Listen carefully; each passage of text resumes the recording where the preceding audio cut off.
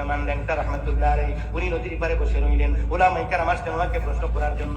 উনি পুরুষ অঙ্গটাকে লম্বা করে টানতে টানতে অনেক বড় করে ফেলে মাথার মধ্যে পাগড়ি বাঁধলেন। পাগড়ি বাঁধার পরে এবার ওনার কাছে যখন আসলো, এই মানুষটি প্রায় সময় মাহফিলের মধ্যে এমন এমন কথা বলে মানুষকে বোকা বানায়, যেগুলো আসলে ইসলামকে কলুষিত করে, পীর মুরিদিকে সুফিবাদকে প্রশ্নবিদ্ধ করে। আসলে এটাই কি সুফিবাদ, নাকি সুফিবাদ বলতে অন্য কিছু বোঝায়? এই যে এই মানুষটি একজন আল্লাহর ওয়ালির কারামত বর্ণনা করছে, এমন একজন আল্লাহর ওয়ালির কারামত বর্ণনা করছেন যার ল্যাংটা থাকাই স্বভাব। আচ্ছা বলুন তো, এটা কোন ইসলাম, এটা কোন সুফিবাদ, যেখানে ল্যাংটা থাকার পরেও সেই আল্লাহর ওলি হতে পারবে? যার সতর ঠিক থাকবে না, যার ইসলাম ঠিক থাকবে না, সেই আল্লাহর মকবুল ওলি হয়ে যাবেন। তা যদি হয় তাহলে আমরা এত টাকা খরচ করে কাপড় পরার কি দরকার? যদি কাপড় না পরে ল্যাংটা থেকে আল্লাহর ওলি হওয়া যায়, তাহলে তো আমাদের এত দামি দামি কাপড় পরার, এত কষ্ট করে কাপড় কেনার কোনো প্রয়োজন নেই। একবার ভেবে দেখুন তো, এই সমস্ত কারামত মানুষের মাঝে বর্ণনা করে ধর্মের কী লাভটা হয়, সুফিবাদের কী লাভ হয়, কী মেসেজ দেওয়া হচ্ছে? যে একজন মানুষ ল্যাংটা ছিল, তারপরে এরকম একটা জিনিস দিয়ে পাগড়ি বাঁধলো। আরে ভাই, পাগড়ি বাঁধা তো নবীর একটা সুন্নাহ। আপনি কিসের সাথে কি মিলালেন? এটা দিয়ে কি পাগড়ি বাঁধার কাজ হয়? এটা কি পাগড়ি বাঁধার জিনিস? এটা কি পাগড়িতে ব্যবহার করার জিনিস? আর এটা কিভাবে সম্ভব? আপনি কিসের সাথে কি মিলালেন? এইটুকু চিন্তা করার ন্যূনতম জ্ঞান কি আপনার নেই? আসলে এগুলো দিন দিন সমাজে বৃদ্ধি পাচ্ছে কেন? এগুলো বৃদ্ধি পাওয়ার কারণ হচ্ছে আমরাই এই বিষয়গুলোকে হাইলাইট করি। আপনি দেখবেন বাংলাদেশে অনেক ভালো ভালো পীরের মাজার আছে, অনেক হক্কানি রব্বানি ওলি আছে, যাদেরকে কিন্তু মিডিয়া কভারেজ করে না, মিডিয়া সেগুলোকে প্রচার করে না। মিডিয়া প্রচার করে কোথায় ল্যাংটা বাবা, কোথায় বদনা বাবা, কোথায় তালা বাবা, ঠিক আছে? যেই পাগলগুলো লাল শালু পরে, গোসলের ঠিক নাই, তারপরে উল্টাপাল্টা জিনিস খায়, এগুলোকে মিডিয়া সুফিবাদ হিসেবে, পীর হিসেবে, ওলি হিসেবে প্রচার করে, যার কারণে এই দিকে মানুষ ঝুঁকছে। যারা হক্কানি আলেম ওলামা আছে, সত্যিকারের পীর আছে, হক দরবার আছে, এগুলো মিডিয়া প্রচার করে না। যেহেতু মিডিয়া এই সমস্ত নোংরা মানুষকে প্রচার করে, সে কারণে মানুষ নোংরামির দিকে ঝুঁকে যাচ্ছে। কারণ এইদিকে ঝুঁকলেই সহজে টাকা ইনকাম হয়, এইদিকে ঝুঁকলে সহজে ভাইরাল হওয়া যায়, এইদিকে ঝুঁকলে সহজে ইবাদত না করেও, সাধনা না করেও পীর হওয়া যায়। আপনি দেখবেন বাংলাদেশে এমন অনেক পীর দাবিদার আছে, শুধুমাত্র সাদা পাঞ্জাবি পরে, সাদা লুঙ্গি পরে, সাদা টুপি দেয়, লম্বা চুল রাখে, লম্বা দাড়ি রাখে, মানুষ তাকে পীর মনে করে, বুজুর্গ মনে করে।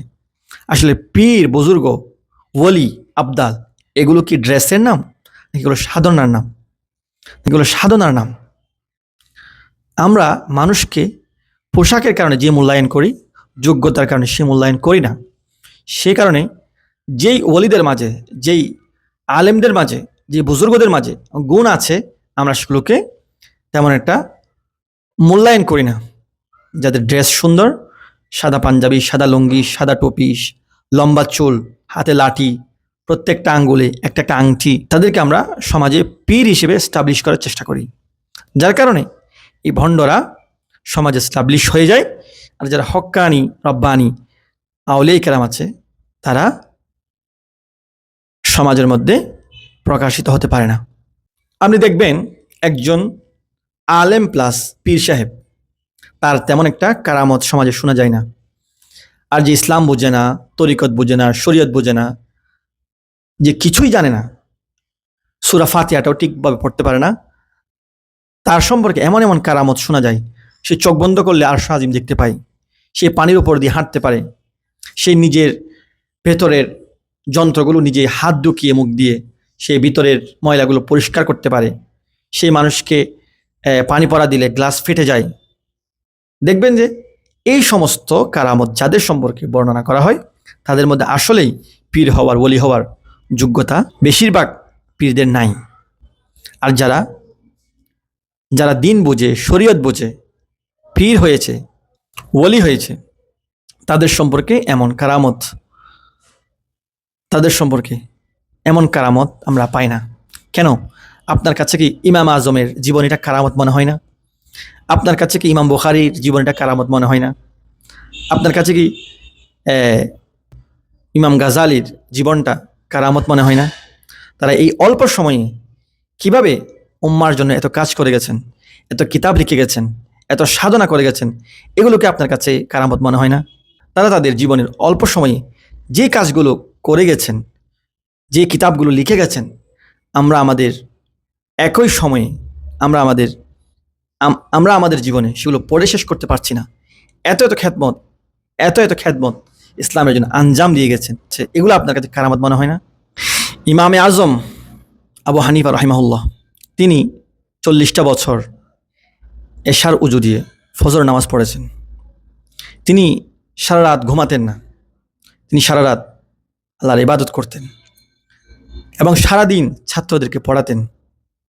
এগুলো আপনার কাছে ইবাদত মনে হয় না? ইমাম বুখারী একটা হাদিসের জন্য 6 মাস মেহনত করেছেন, এমন একটা কিতাব লিখে গিয়েছেন যেটা কোরআনের পরে যার অবস্থান, যে কিতাবটা পুরো পৃথিবীর মানুষের কাছে গ্রহণযোগ্য হয়েছে। এগুলো আপনার কাছে কারামত মনে হয় না?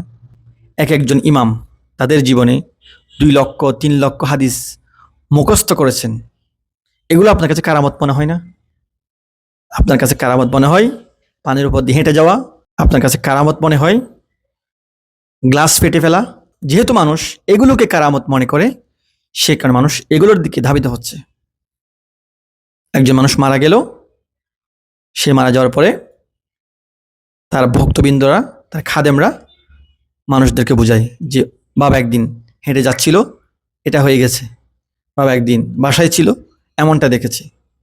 এগুলো কি মানুষ কারামত ভাবে? আর যারা দিনের জন্য এত কিছু করেছেন, এত ত্যাগ দিয়েছেন, এগুলোকে মানুষ কারামত হিসেবে বিশ্বাস করে না। তাই বলছি, যতদিন পর্যন্ত এই ভ্রান্ত বিশ্বাসগুলো সমাজ থেকে দূরীভূত হবে না, ততদিন পর্যন্ত এই ভণ্ডামি, এই মিথ্যা সুফিবাদ বাড়তেই থাকবে।